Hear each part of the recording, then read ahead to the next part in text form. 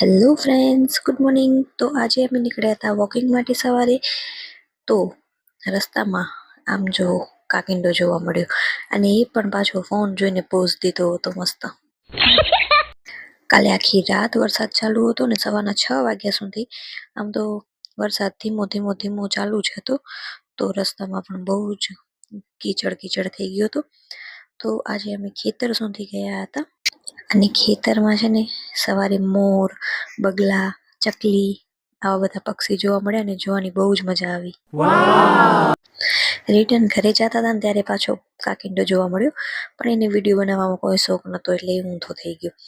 પછી ઘરે આવી અને ફટાફટ શાકભાજી કટિંગ કરી, કેમ કે આજે થોડોક લેટ થતો હતો એટલા માટે. પછી મોસંબીનો જ્યુસ બનાવ્યો હતો, એ પીધો અને પછી ટિફિન પેક કરવા ગઈ. તો ટિફિનમાં આજે બનાવ્યું હતું મિક્સ વેજીટેબલનું શાક અને ચણાના લોટવાળા વઘારેલા મરચાં અને રોટલી.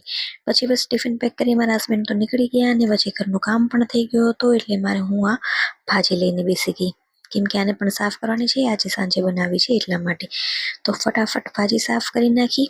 ત્યાં સુધી તો બપોરના જમવાનો ટાઈમ થઈ ગયો. આજે સવારનું શાક થોડુંક ઓછું બન્યું હતું, એટલા માટે બપોરના જમવાનું બનાવવું પડે છે.